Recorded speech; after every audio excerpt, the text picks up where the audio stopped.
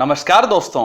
भारत ने 114 fighter jet खरीदने के लिए जो MMRCA डील सामने रखी है उसमें सिंगल इंजन वाले दो प्रमुख दावेदार हैं, स्वीडन का ग्राइपिन ई मल्टी रोल फाइटर जेट और अमेरिका की लॉकहीड मार्टिन कंपनी का F-16 वाइपर, या कहें कि भारत संबंधी कुछ बदलावों के साथ F-21 फाइटर जेट।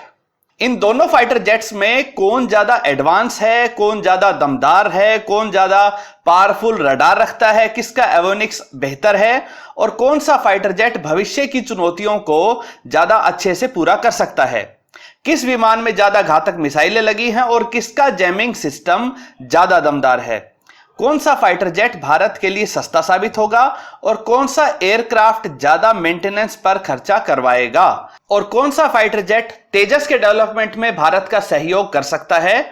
भारत के हिसाब से किए गए इस कंपैरिजन को जानते हैं इस वीडियो में। नमस्कार दोस्तों, मेरा नाम है अमित और मैं स्वागत करता हूं आपका अमित अपडेट्स चैनल पर। तो चलिए दोस्तों शुरू करते हैं।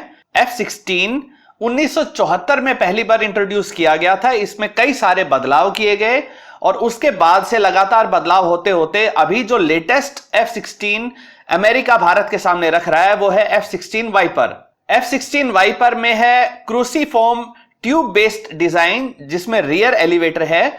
यह डिजाइन एक समय काफी पॉपुलर था लेकिन अब आउटडेटेड माना जाता है। वहीं बात करते हैं ग्राइपिन ई की या सुपर ग्राइपिन की, तो इसका डिजाइन ज्यादा रिफाइंड है, ज्यादा एडवांस्ड है। ग्राइपिन को सबसे पहले 1988 में इंट्रोड्यूस किया गया था। ग्राइपिन में डेल्टा विंग्स के साथ कनार्ड लगाए गए हैं जो इसे अच्छा संतुलन देते हैं, बहुत टाइट मोड लेने की क्षमता देते हैं, साथ ही नजदीक की लड़ाई यानी कि डॉग फाइट के लिए जरूरी हाई मैन्यूवरेबिलिटी भी देते हैं।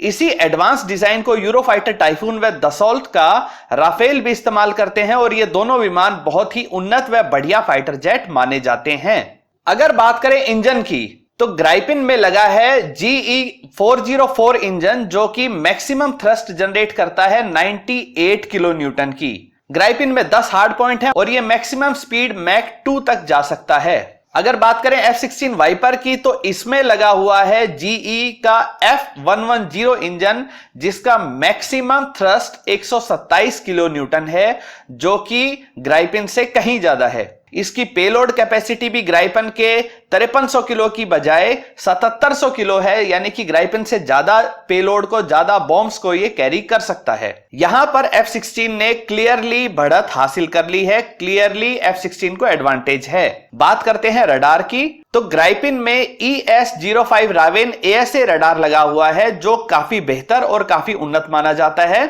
हालांकि F-16 में भी APG-83 ASR रडार लगा हुआ है, लेकिन अगर दोनों ही ASR रडार की तुलना की जाए तो ग्राइपिन के लगे हुए रावेन ASR रडार की रेंज ज्यादा है और टारगेट को डिटेक्ट करने की उसकी कैपेबिलिटी F-16 के ASR रडार से ज्यादा है। यहां पर थोड़ा सा एडवांटेज ग्राइपिन के पास है।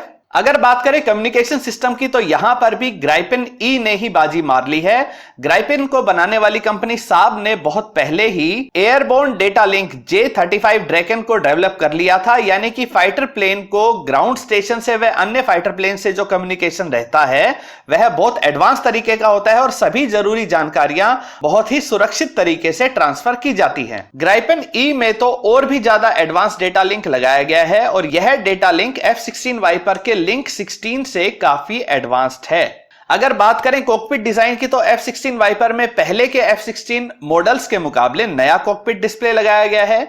यह मल्टी फंक्शन कलर डिस्प्ले है। इससे कहीं ज्यादा सिचुएशनल अवेयरनेस बढ़ती है, यानी कि युद्ध के हालातों का ज्यादा अच्छे से अनुमान लगाया जा सकता है। साथ ही कुछ खास सेंसर्स का एक साथ इंफॉर्मेशन शेयर करने के लिए फ्यूजन भी किया गया है। इससे F-16 वाइपर के पायलट का काम काफी आसान हो जाता है।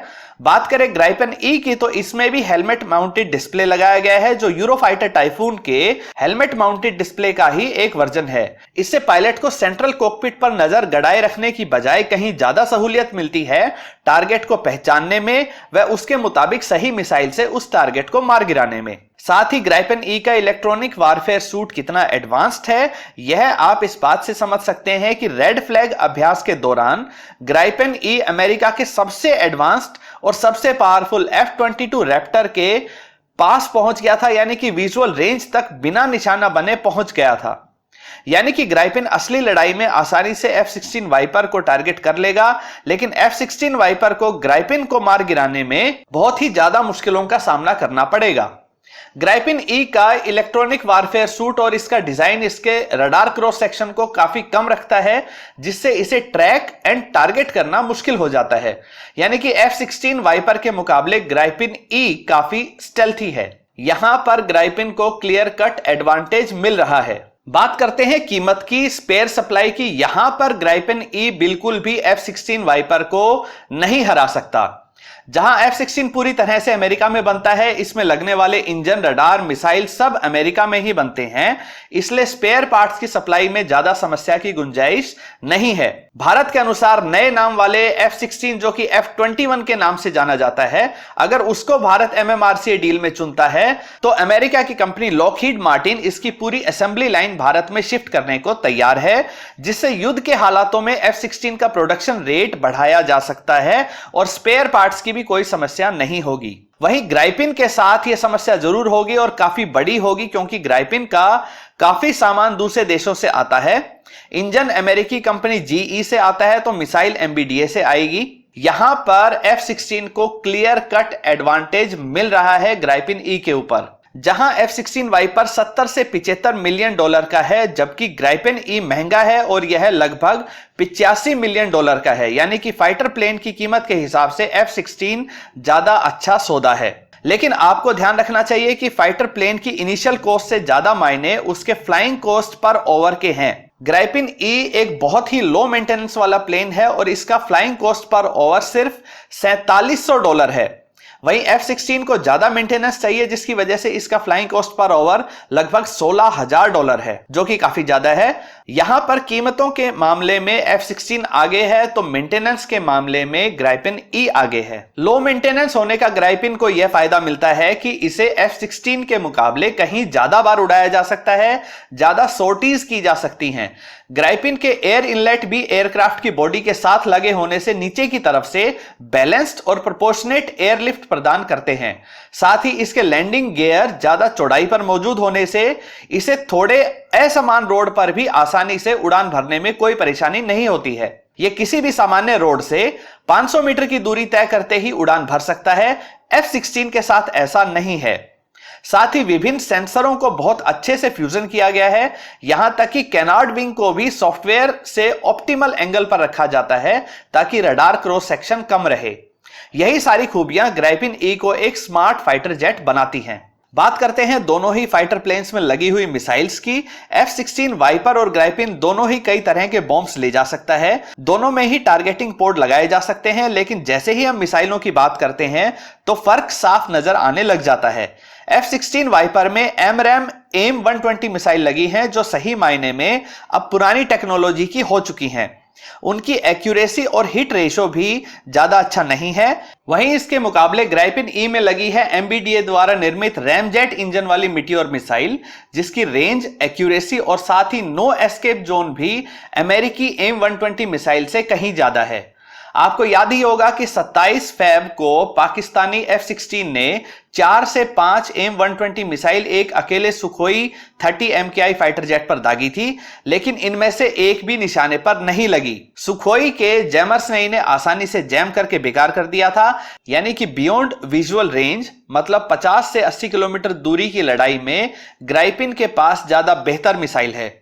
अब बात करते हैं 40 किलोमीटर से कम की लड़ाई में इस्तेमाल होने वाली मिसाइलों की। F-16 वाइपर में लगी है AIM-9X मिसाइल, वहीं ग्राइपिन में लगी है सबसे advanced infrared trekking missile IRIS-T, जो कि एक हीट सीकिंग मिसाइल है। यह दुश्मन देश के फाइटर जेट की इंजन की गर्मी का पीछा बहुत तेज गति से करते हुए बहुत जल्दी और बहुत सटीक निशाना लगाकर दुश्मन के फाइटर जेट को तबाह कर देती है। इसे जैम करना भी लगभग नामुमकिन है। यानी कि क्लोज कॉम्बैट में F-16 वाइपर के ग्राइपिन ई से बचने की उम्मीद बहुत ही कम है। ग्राइपिन ई के कैनार्ड विंग इसे हाई एंगल ऑफ अटैक की सुविधा भी देते हैं। यहां पर क्लियर कट एडवांटेज ग्राइपिन ई के पास है। एक और बात जो ग्राइपिन ई को भारत के संदर्भ में बहुत अलग किस्म का फायदा देती है, वो ये कि इसके मिसाइल कंट्रोल को फ्लाइट कंट्रोल से अलग रखा गया है।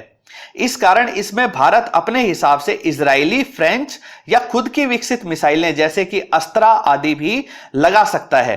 अमेरिकी F-16 वाइपर में ऐसा नहीं है, उसमें सिर्फ अमेरिका के ही हथियार लगाए जा सकते हैं। हम अपनी पसंद के खुद के बॉम्ब्स या मिसाइल उसमें नहीं लगा सकते। दोस्तों, F-16 को दुनिया भर के 27 देशों की एयरफोर्स इस्तेमाल करती है। अब तक लगभग 4500 F-16 बनाए जा चुके हैं, जिनमें से अभी भी दुनिया भर की एयरफोर्स में 2300 फाइटर जेट अपनी सेवाएं दे रहे हैं। F-16 ने बहुत सारी लड़ाइयां लड़ी हैं, यह पूरी तरह से कॉम्बैट प्रूवन है। वहीं ग्राइपन ई की बात करें तो यह इतना कॉम्बैट प्रूवन नहीं है। इसने छोटी लड़ाइयों में भाग लिया है, कई तरह के अभ्यास में भाग लिया है, कई तरह के चैलेंजेस को पूरा किया है, लेकिन यह उतना कॉम्बैट प्रूवन नहीं है जितना कि F-16 है। एक और पॉइंट है तेजस को लेकर। दोनों में से कौन सा प्लेन तेजस के मामले में मददगार साबित होगा?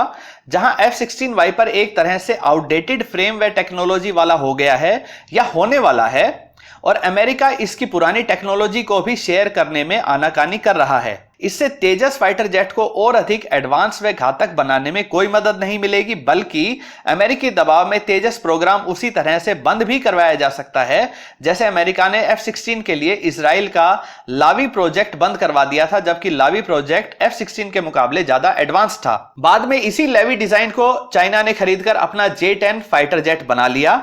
वहीं स्वीडन ग्राइपन ई की पूरी टेक्नोलॉजी भारत के साथ शेयर करने को तैयार है और साथ ही तेजस के डेवलपमेंट में सहयोग करने पर भी राजी है। खैर, यह देखना सरकार का काम है। अब बात करते हैं लंबे समय तक टेक्नोलॉजिकली एडवांस्ड रहने की। F-16 के बारे में हम बात कर चुके हैं कि यह बहुत पुराना हो चुका है, अब इसमें और ज्यादा बदलाव की गुंजाइश नहीं है। वहीं अगर बात करें ग्राइपन ई की तो इसमें स्मार्ट एवियोनिक्स आर्किटेक्चर है। पुराने एल्गोरिदम को नए फ्लाइट सॉफ्टवेयर से अपडेट किया जा सकता है, नए से नए सेंसर को ऐड करके उनका फ्यूजन किया जा सकता है, नए वेपन्स लगाए जा सकते हैं, नई किस्म की मिसाइलों को इसमें आराम से इंटीग्रेट किया जा सकता है, क्योंकि इसके फ्लाइट कंट्रोल सिस्टम को वेपन सिस्टम से अलग रखा गया है। इस तरह से इस स्मार्ट फाइटर जेट को आगे आने वाले 20 या 30 सालों तक भी एडवांस्ड बनाए रखा जा सकता है। वहीं F-16 वाइपर अपने डेवलपमेंट के अंतिम चरण में है। यह आज के हिसाब से एक अच्छा फाइटर जेट है, परंतु जिस तेजी से दुनिया भर के देश इसे दूसरे मॉडर्न जेट के साथ रिप्लेस कर रहे हैं, उस हिसाब से यह बहुत जल्दी ऑब्सोलीट हो जाएगा और बाकी एडवांस जेट से टेक्नोलॉजी में पिछड़ जाएगा। यहां भी एडवांटेज ग्राइपन के पास है। एक और पॉइंट जो भारत ध्यान में रखना चाहेगा वो है पाकिस्तान द्वारा F-16 को इस्तेमाल करना। पाकिस्तान कई दशकों से F-16 को इस्तेमाल कर रहा है। भले ही पाकिस्तान के पास F-16 का पुराना मॉडल यानी कि ब्लॉक 50 हो, लेकिन पाकिस्तान इस एयरफ्रेम को और F-16 की काबिलियत को इनसाइड आउट जानता है। वो बहुत अच्छे से इसकी काबिलियत और इसकी कमियों को पहचान सकता है और इसी हिसाब से वो भविष्य में कभी भी F-16 के मुकाबले बहुत अच्छा प्रदर्शन कर सकता है। इसलिए F-16 भारत को एक टेक्नोलॉजिकल एज नहीं देता पाकिस्तान के ऊपर। वहीं पाकिस्तान ग्राइपन ई से पूरी तरह से अनजान है। ग्राइपन क्या कर सकता है और क्या नहीं, इसमें कमियां क्या हैं और इसकी क्षमता क्या है, यह सब पाकिस्तान को अभी नहीं मालूम। तो भारत अगर ग्राइपन ई को लेता है तो एक तरह से यह एक सरप्राइज पैकेज हो सकता है पाकिस्तान के खिलाफ। दोस्तों, इस कंपैरिजन से साफ हो जाता है कि F-16 वाइपर फाइटर जेट भले ही ज्यादा लड़ाइयां लड़ चुका हो और सबसे ज्यादा खरीदा गया विमान हो, लेकिन अब यह नए जमाने के फाइटर जेट के मुकाबले तेजी से आउटडेटेड होता जा रहा है। वहीं स्वीडन का ग्राइपन ई एक बहुत उच्च क्षमता वाला व कम मेंटेनेंस का फाइटर होने के कारण भारतीय जरूरतों के हिसाब से कहीं अधिक उपयुक्त साबित होता है। टेक्नोलॉजी के हिसाब से हर मायने में यह F-16 वाइपर से बेहतर है व इसमें भारतीय मिसाइलें व बॉम्ब भी लगाए जा सकते हैं। तो फैक्ट्स को लेकर किए गए इस कंपैरिजन में क्लियर विनर स्वीडन का ग्राइपन ई है। दोस्तों, आपकी राय में ग्राइपन ई कितना एडवांस है और इसमें कितनी क्षमता है, यह बात कमेंट सेक्शन में जरूर बताइए। साथ ही यह भी बताइए कि क्या तेजस के होते हुए एक और सिंगल इंजन का फाइटर जेट भारत को खरीदना चाहिए। दोस्तों, उम्मीद करता हूं आपको वीडियो पसंद आई होगी। अगर ये वीडियो आपको अच्छी लगे तो इसे लाइक करिए, अपने दोस्तों के साथ शेयर करिए और चैनल को सब्सक्राइब करना ना भूलें। नमस्कार।